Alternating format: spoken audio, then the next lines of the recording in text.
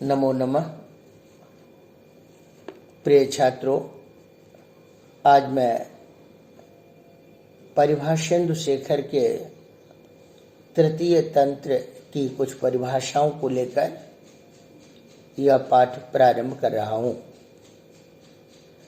आज की जो परिभाषा है वह सांप्रतिकाभावे भूतपूर्व गति, यह परिभाषा है।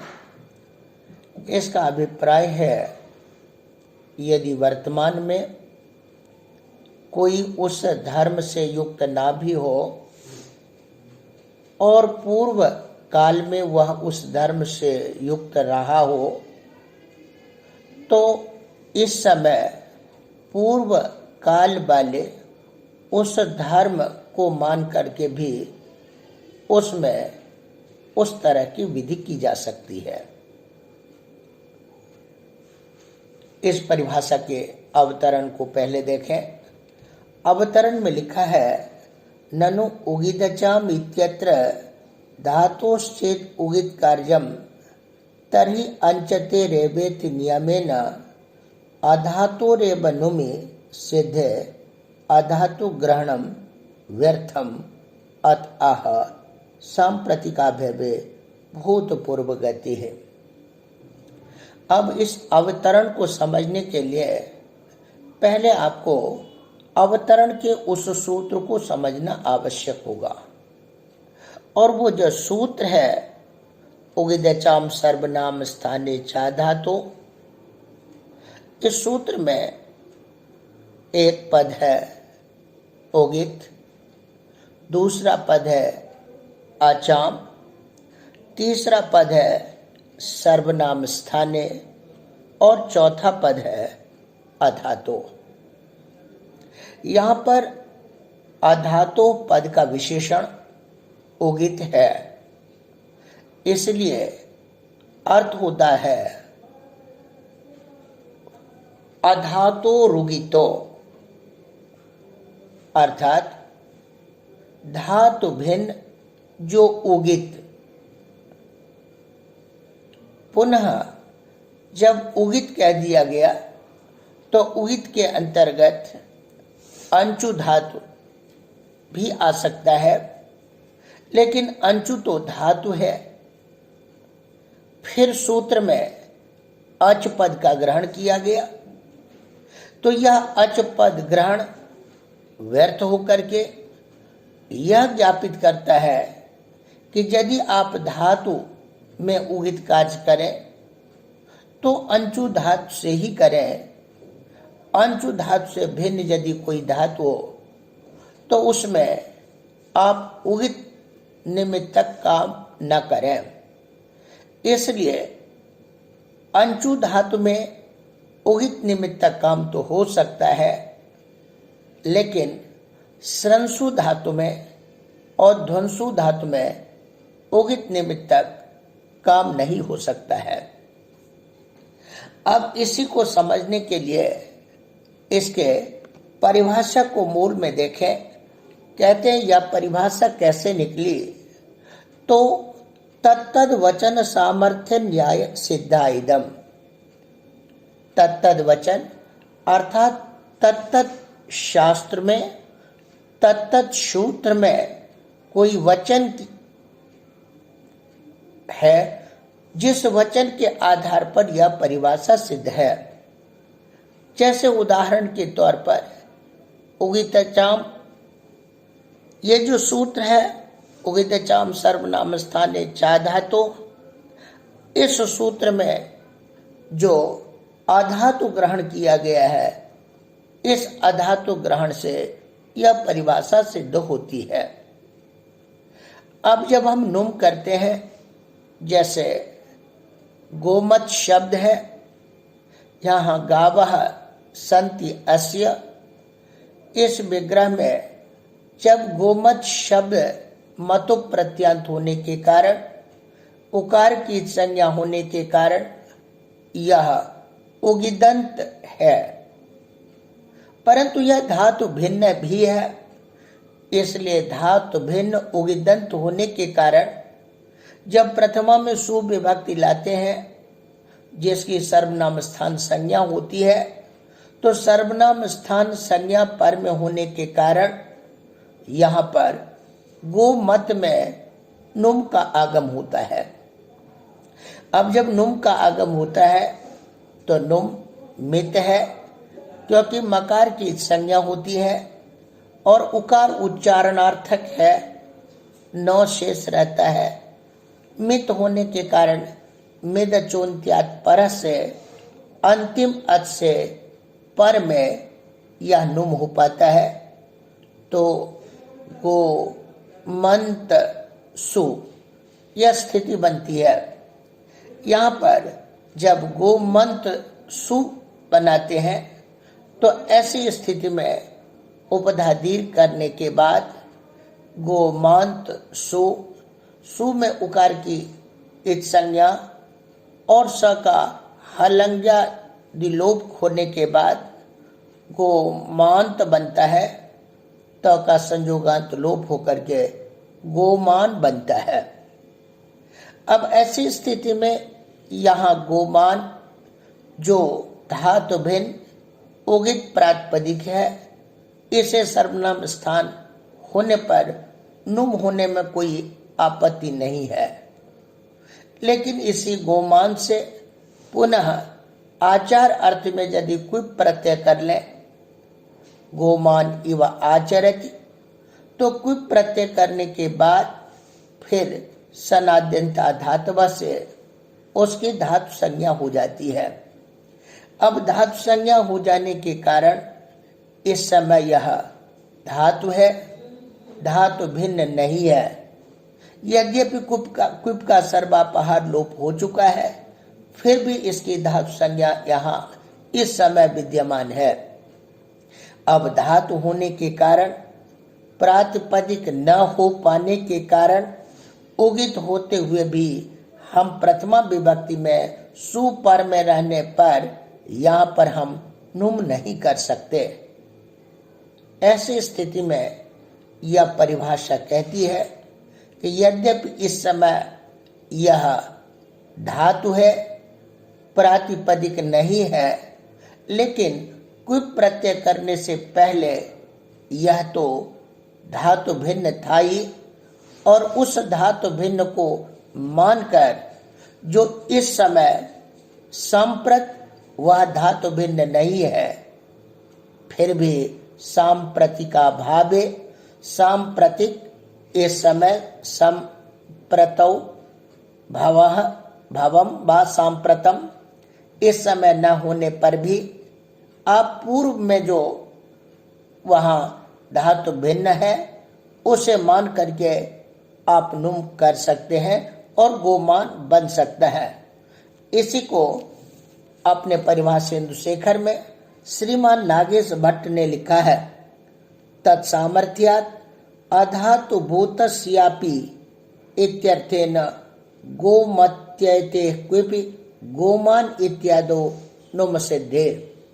इस समय यद्यपि यह धातु है, फिर भी क्विप से पहले यह धातु भिन्न था, इसलिए अधातु प्रातिपदिक मान करके वहां पर नुम हो सकता है और गोमान रूप की सिद्धि हो सकती है।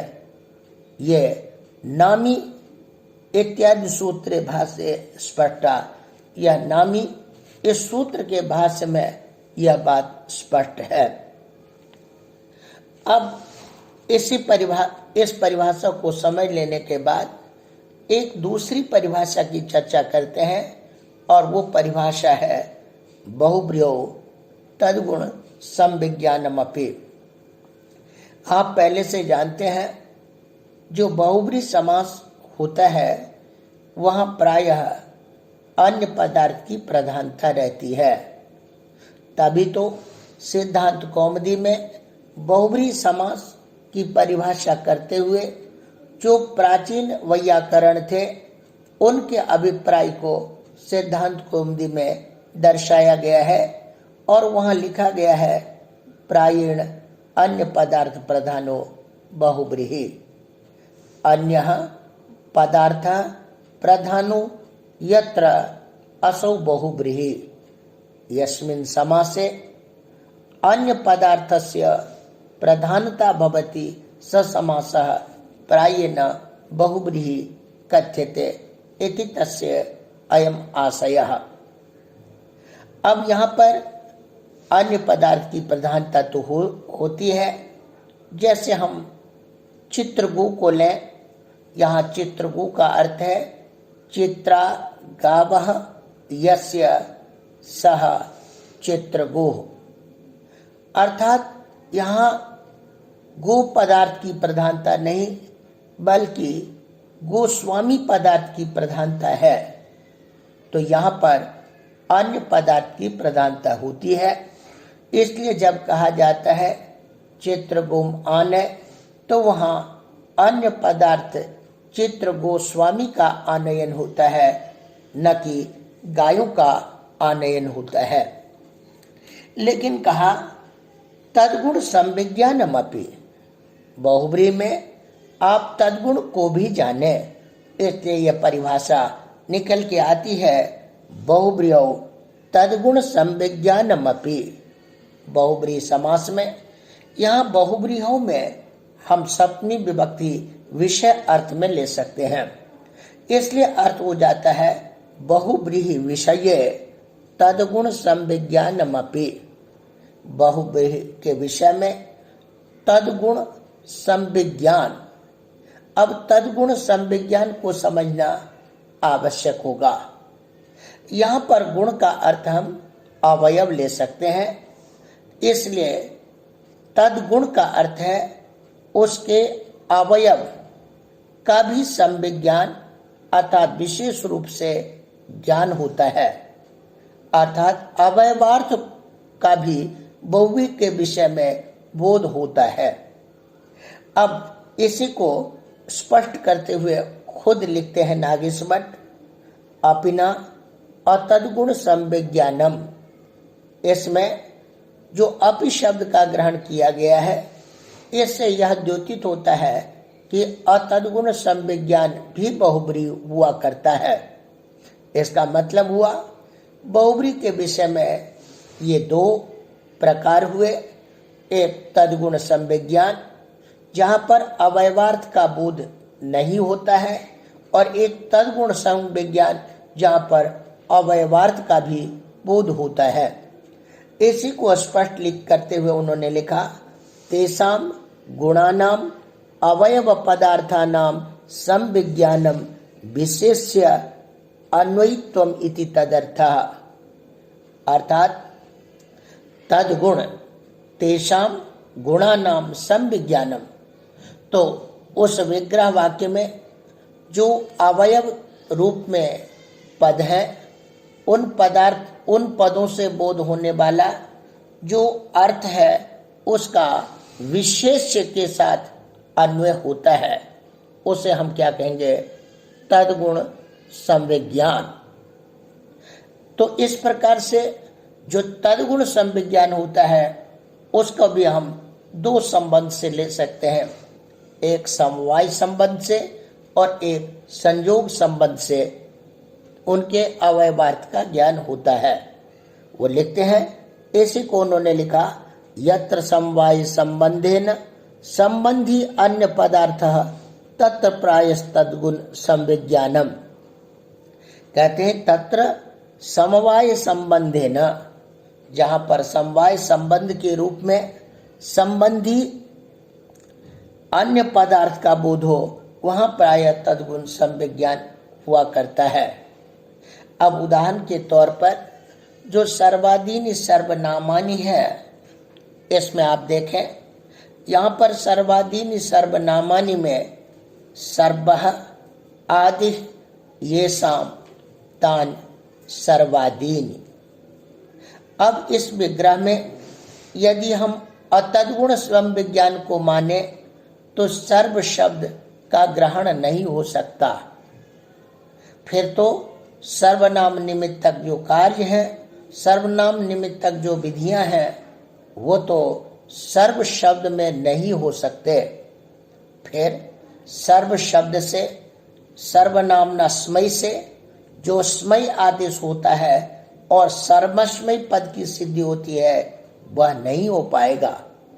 इसी प्रकार सर्व शब्द से पंचमी में जो स्मात आदेश होता है ngसिंयो स्मात स्मिनव से, वह सर्व शब्द में नहीं हो सकता, सर्वस्मात प्रयोग नहीं बन सकता। और सर्व शब्द से सप्तमी के एक वचन में जो नी को स्मिन आदेश होता है और सर्वस्मिन पद बनता है वह भी नहीं बन सकता है। इसी प्रकार सर्वेशाम में जो हम सुट करते हैं वह भी नहीं कर पाएंगे। सर्व से अतिरिक्त अन्य जो विष उभय डतर डतम है, इनमें तो सर्वनाम निमित्तक कार्य हो सकता है परंतु स्वयं सर्व में नहीं हो सकता है। फिर तो जो हलि सर्वेशाम आदि पानी का निर्देश है वह असंगत हो जाएगा। इसे देखते हुए यहाँ देखा जाता है कि यहाँ पर तद्गुण संविज्ञान है, अर्थात यहाँ पर अवयव के गुणों का भी ज्ञान होता है। इसलिए सर्व शब्द को भी सर्वादिगण के आदि अवयव के रूप में ग्रहण करके सर्वनाम निमित्तक कार्य होता है। यह तद्गुण संविज्ञान है और यहाँ पर अवयव अर्थ का बोध होता है, तो अवयवार्थ का संबंधी के रूप में विशेष के साथ अन्वय होता है। यह तद्गुण संविज्ञान का उदाहरण है। लेकिन जैसा कि मैंने कहा, संयोग संबंध से भी तद्गुण संविज्ञान का बोध होता है। जैसे नाग यज्ञोपवीतिनम भोजय अथवा नाग यज्ञोपवीतिनम आनय।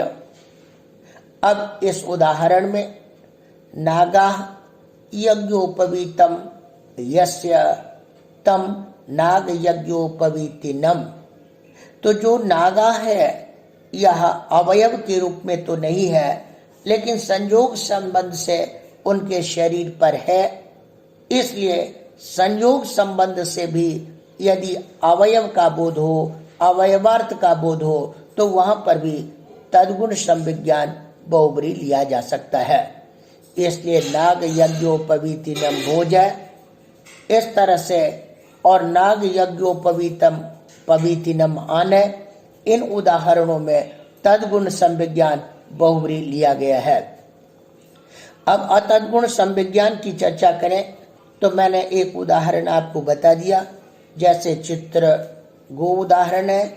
इसी तरह से हम दृष्ट सागरम को लें।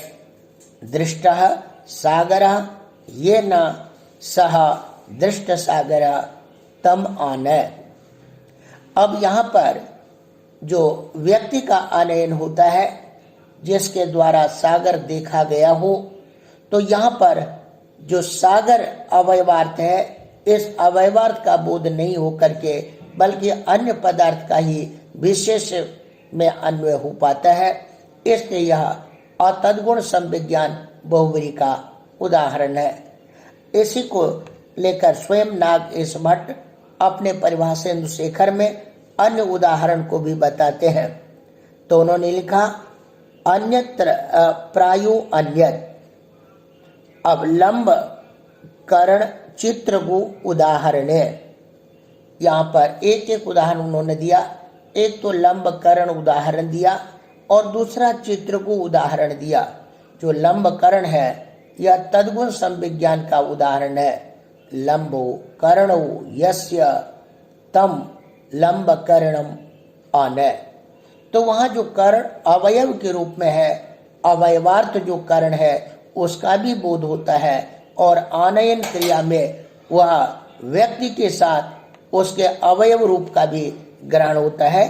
तो ये उदाहरण तद्गुण संविज्ञान का है और चित्रगु उदाहरण और तद्गुण संविज्ञान का उदाहरण है। इसी तरह से जक्षित्यादय,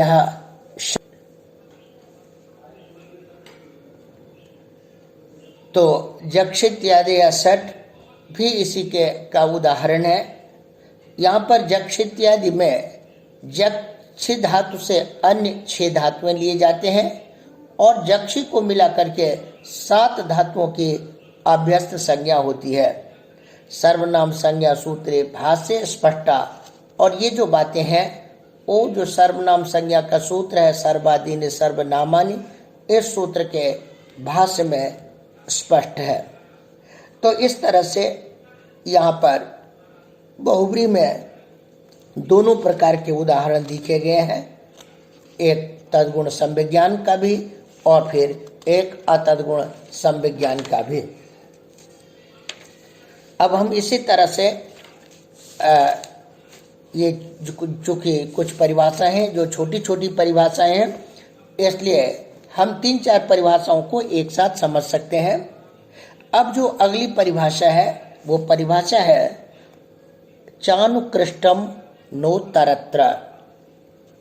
इस परिभाषा का अर्थ है च के द्वारा जो अनुकृष्ट होता है उसका हम अगले लक्षण में उसके द्वारा फिर अनुवृत्त नहीं कर सकते। इस परिभाषा को समझने के लिए आपको परिभाषेन्द्र शेखर के अवतरण को पहले समझना होगा। इस परिभाषा के अवतरण में श्रीमान नागेश भट्ट ने कहा है ननु बद सुपिक्यप्च इति चेन अनुकृष्टस्य यतो भूभो भावे इत्यत्र अपि अनुवृत्ति स्यात् अतः चानुकृष्टम नोत्तरत्र।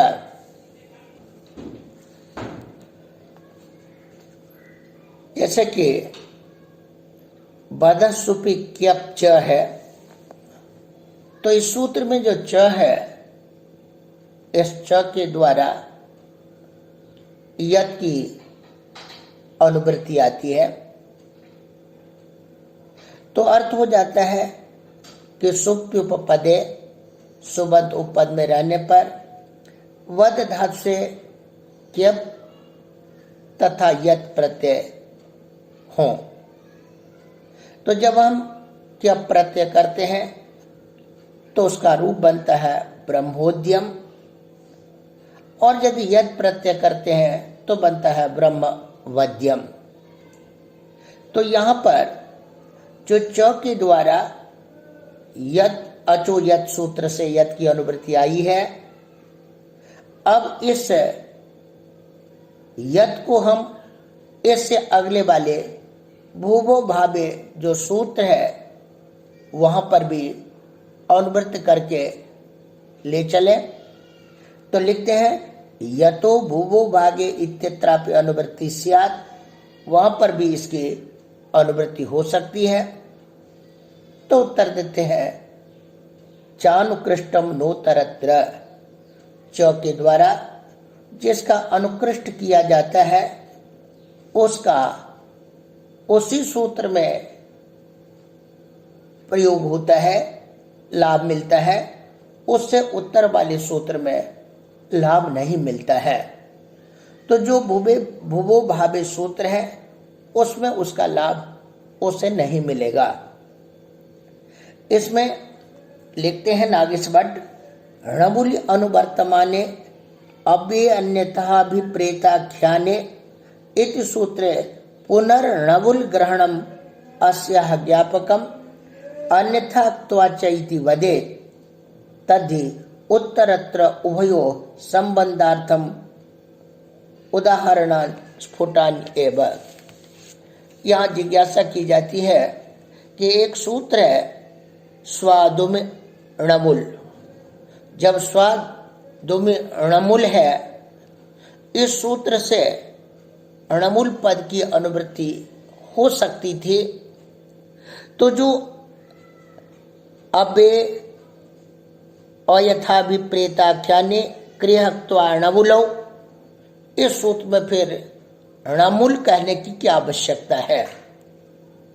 तो वही उन्होंने लिखा जो इसमें पुनर्नबुल ग्रहण किया गया है वो नबुल ग्रहण ये बताता है कि यहाँ तो हमारा काम हो सकता है, लेकिन अगले सूत्र में मुझे णबुल की जरूरत होगी, या अगले सूत्र में यदि णबुल की जरूरत हो तो ये स्वादुम णबुल का अनुवृत्त जो णबुल है, अनुकृष्ट जो णमुल है, वह उत्तरोत्तर सूत्र में नहीं जा सकता और हमें उत्तरोत्तर सूत्र में भी णबुल की आवश्यकता है, तो वहां ले जाने के लिए इस सूत्र में भी णबुल कहना आवश्यक है। तो वही लिखते हैं, यदि ऐसा होता तो इस सूत्र में आप च कह देने से ही उसका लाभ ले सकते थे, णबुल कहने की आवश्यकता नहीं थी।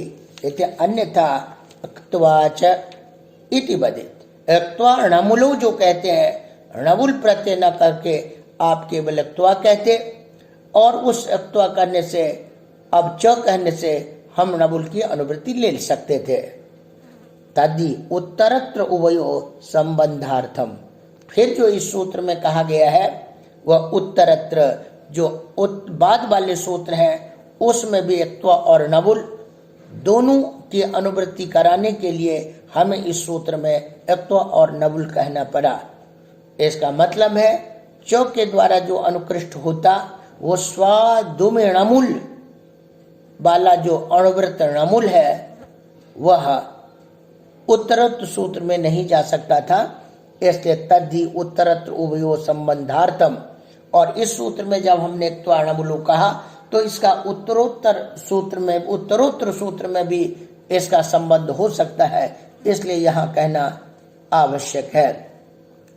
इदम अनित्यम अतएव तृतीया च हो छंदसि इत्यत्र च अनुकृष्टाया अपि द्वितीया या अंतरा अंतरेण इत्यत्र संबंध। अब यहाँ पर कहते हैं कि यह परिभाषा अनित्य है, क्योंकि यदि यह परिभाषा नित्य होती तो च के द्वारा जो अनुकृष्ट था उसका उत्तरत्र था उसमें बोध नहीं होता। परंतु एक जगह ऐसा देखा गया है, जैसे तृतीया च होश छंदसी, इस सूत्र में च के द्वारा द्वितीय विभक्ति की अनुवृत्ति आई है। अब च के द्वारा जो अनुकृष्ट द्वितीय है, जो कर्मणि द्वितीय से द्वितीय की अनुवृत्ति आई है, इसी अनुकृष्ट द्वितीय का अंतरा अंतरेण युक्ते में भी संबंध होता है। तो यदि इस परिभाषा को नित्य मानते तो च के द्वारा अनुकृष्ट जो द्वितीय उसका अंतरा अंतरेण युक्ते में संबंध नहीं हो पाता, परंतु संबंध होता देखा गया है। इससे लगता है कि यह परिभाषा अनित्य है। दूसरी बात है कि कुछ और भाष्य के वचन हैं जिससे इसका विरोध हो रहा है, जैसे लुटी च कृपः इति सूत्रस्थेन अनुवृत्त्यर्थक सकल चकार प्रत्याख्यानेन विरुद्धायम। लुटी च कृपः, इस सूत्र के भाष्य में भाष्यकार ने कहा कि अनुवृत्त्यर्थ सकल चकार, अनुवृत्ति करने के लिए जहां जहां च किया गया है इसकी कोई आवश्यकता नहीं है। आप आवश्यकता के अनुसार आप पद की अनुवृत्ति कहीं भी कर सकते हैं, इसलिए आवश्यक नहीं है कि च के द्वारा ही अनुवृत्त हो, और यह भी आवश्यक नहीं है कि यदि पूर्व सूत्र से अनुवृत्त हो तो उसका उत्तर सूत्र में संबंध नहीं हो सकता। इस प्रकार यहाँ लुटी चक्रपा सूत्र के भाष्य से यह परिभाषा विरुद्ध हो रही है। इस प्रकार व्याख्यानादेव अनुवृत्ति निवृत्ति और निर्वाह इति तदाशय, भाष्यकार का अभिप्राय है कि व्याख्यान के द्वारा ही यह निर्णय किया जाएगा कि कहाँ पर किस पद की अनुवृत्ति होती है और कहाँ पर किस पद की निवृत्ति होती है। कोलिजाल लुक्खौच इति सूत्रस्थ भाष्य विरुद्धाच, कहते हैं ये कोलिजाल लुक्खौच, इस सूत्र में भी भाष्यकार ने जो बातें कही है उससे यह विरुद्ध परिभाषा जा रही है। अब जिज्ञासा होती है कि वहां उस सूत्र के भाष्य में क्या कही गई है, तो लिखते हैं तत्र ही द्युगो ठंश्च इति सूत्रात् ठनः तत्र चेन अनुकृष्टस्य खोन्यतरस्याम इत्यस्य च अनुवृत्ति स्वीकृत्य लुक्ख उच्चैति भाष्य प्रत्याख्यातम। अब वो लिखते हैं कि यहाँ पर जो द्विगो स्थनंश्च, इस सूत्र से स्थन इसकी अनुवृत्ति हो सकती है च के द्वारा, और खोन्य तरस्याम इत्यस्य च अनुवृत्ति, और खोन्य तरस्याम से ख की भी अनुवृत्ति हो सकती है। तो जब ख और स्थन दोनों की अनुवृत्ति च के द्वारा संभव था, तो उस सूत्र में कुलिजाल लुक्खौ च, इस सूत्र में ये कहना लुक और ख कहना ये उचित नहीं है, इसलिए भाष्यकार ने इसका प्रत्याख्यान कर दिया है। इसका अभिप्राय ये है कि च के द्वारा उत्तरोत्तर में भी जो अनुकृष्ट है वो देखा जाता है, इसलिए इस परिभाषा को अनित्य माने, या इस परिभाषा को की कोई आवश्यकता नहीं है। इस तरह से हम व्याख्यान के अनुसार कहीं पर भी किसी पद की अनुवृत्ति कर सकते हैं। तो इस प्रकार ये जो 3 परिभाषाएं थी, इनको आज आपने समझ लिया है, और अगले पाठ में हम फिर अगली परिभाषा के साथ उपस्थित होंगे। नमस्कार।